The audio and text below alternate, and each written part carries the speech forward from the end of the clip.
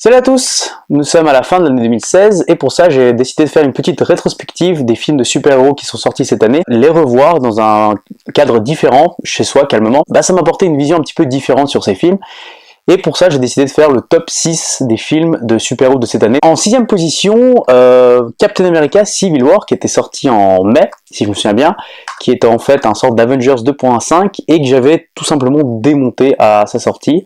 J'avais vraiment pas aimé le film, j'avais mis vraiment une note très mauvaise à ce film, parce qu'il y avait plein de choses qui me plaisaient pas, et surtout j'étais vraiment attiré par la hype Captain America Civil War, et je pensais vraiment que ce serait proche de la bande dessinée. Il n'en est rien, le film s'approche légèrement, il y a on va dire les petites bases, mais il est très, très loin de la BD, très loin des enjeux de la BD, et bon, je l'avoue, j'étais beaucoup trop dur avec le film à sa sortie. Je trouve qu'il est pas non plus horrible, mais il est pas bon. Il est vraiment moyen. Pour ça, je vais augmenter la note à 5 sur 10, donc 10 sur 20, parce que il est correct, il y a des bonnes scènes d'action, c'est sympa à voir. Mais les défauts que j'ai déjà évoqués dans ma critique sont toujours là, ils n'ont pas changé pour moi. Je suis très déçu parce que Marvel m'a habitué à vraiment mieux, et c'est pas le cas. Donc voilà.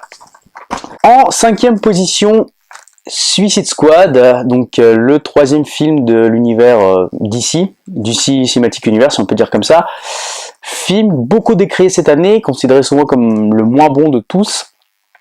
À sa sortie, je l'avais plutôt bien aimé, j'avais mis une bonne note. Je l'ai revu récemment en version longue. Donc la version longue rajoute seulement 12 minutes au film, donc c'est pas non plus exceptionnel. Il est passable, c'est un film sympa. Malheureusement, les mauvaises critiques de Batman v Superman ont plombé le film et plombé, on va dire, la mise en scène. À la base, le film devait être très noir, devait être très proche de Watchmen, quelque chose dans ce genre-là.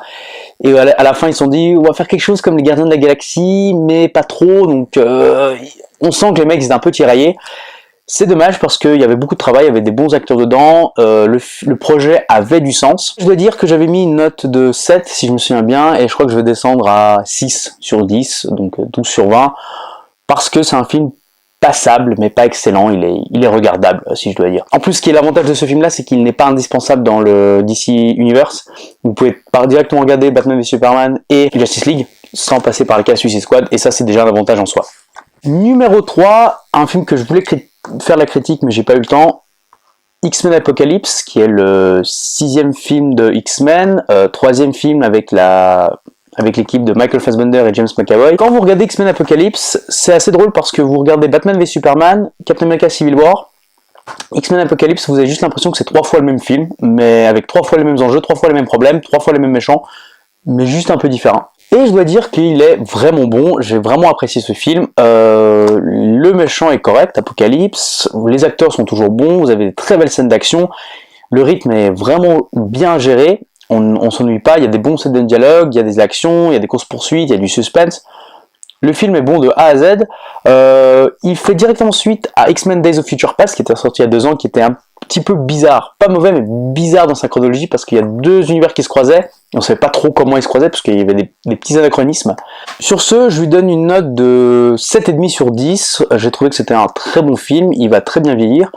J'adore l'équipe, en plus Fassbender et James McAvoy, ils font un super duo, on voit que les mecs sont potes dans la vraie vie. Je ne sais pas s'il y aura une suite par contre, je ne sais pas s'il y aura un X-Men 4 ou s'ils veulent relancer sur une nouvelle franchise. En tout cas c'est un très bon cru. Numéro 3, un film qui n'est pas encore sorti en Blu-ray, qui est Doctor Strange, qui est sorti en octobre, que j'avais fait donc l'analyse, que j'avais vraiment adoré. Je trouve que c'est un très bon Marvel, pour moi il est actuellement dans le top 5 des meilleurs Marvel. Rien à dire, j'ai hâte que le film sorte en Blu-ray, comme ça je pourrais me le remater. Mon avis n'a pas changé, tout ce que j'avais dit sur ce film est là, c'est toujours d'actualité. Je trouve qu'il est bon de A à Z. Seule petite déception, c'est on va dire, les problèmes récurrents chez Marvel, les méchants et le fait que c'est une origin story. Voilà, il y a quelques longueurs, il y a quelques problèmes, mais sinon dans le reste, Cumberbatch fait son job à la merveille, les effets spéciaux sont géniaux, le personnage est ultra attachant. On n'a qu'une seule envie, c'est qu'il revienne dans Avengers Infinity War. Numéro 2, le film le plus décrié, le plus polémique de cette année pour les films de super-héros, évidemment Batman v Superman. Alors, en version Blu-ray, qui est donc la Extended Cut, En fait, c'est la version longue qui dure 3 heures au lieu des 2h30 de la version cinéma. Quand le film est sorti, j'avais adoré, j'avais fait une note de 8,5 sur 10, je me souviens. Tout le monde est d'accord pour le dire, la version longue est largement meilleure parce qu'elle apporte beaucoup de détails au film. Vous avez en fait, les intrigues qui sont déjà présentes dans le film, elles sont mieux développées. Vous avez même des intrigues en plus qui apparaissent, qui auraient tout simplement été effacées du film.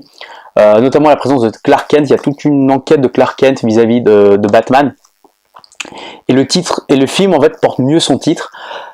Beaucoup de gens s'attendaient à vraiment un genre de combat de 40 minutes entre Batman et Superman.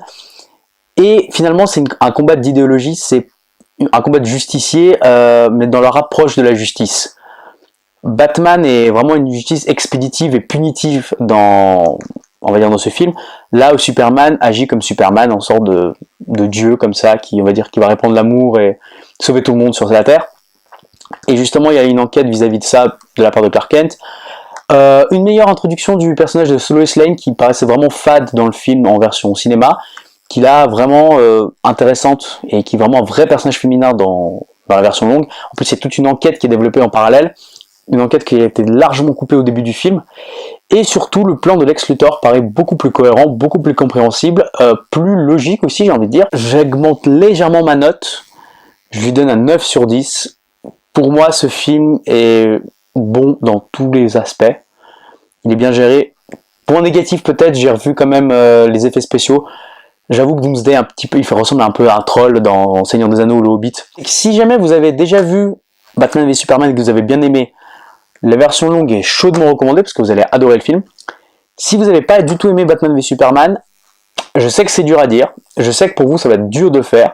Se taper 3 heures de film que vous n'avez pas aimé, mais si vous avez l'occasion, donnez-lui une deuxième chance.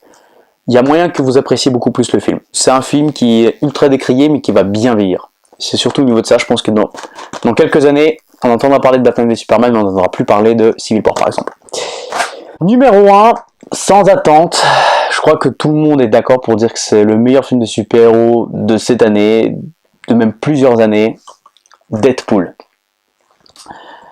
Deadpool, c'est un peu une claque dans la gueule que le studio Fox a fait à tous les gens qui le décriaient, à tous les fans, à tous les blockbusters, à tous les studios de ciné, à tout le monde.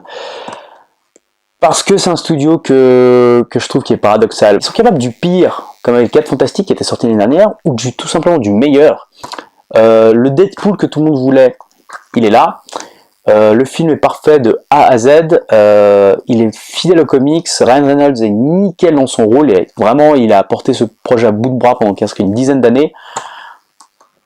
Tout a été dit dans la critique, je garde toujours mon point 9,5 sur 10. Pour la petite anecdote, alors à sa sortie le film était interdit au mois de 16 ans, le film a eu du succès, les gens ne s'y attendaient pas, d'où le fait que la Fox a décidé de faire un 3e épisode de Wolverine. Ils ont décidé de faire le film aussi très violent, donc qui sera R17. Hugh Jackman a même réduit son salaire de moitié pour que le film puisse se faire, pour que le budget du film soit restreint, mais pour qu'il puisse être produit. Deadpool, un must to have, si jamais vous avez l'occasion de l'acheter, achetez-le, revoyez-le.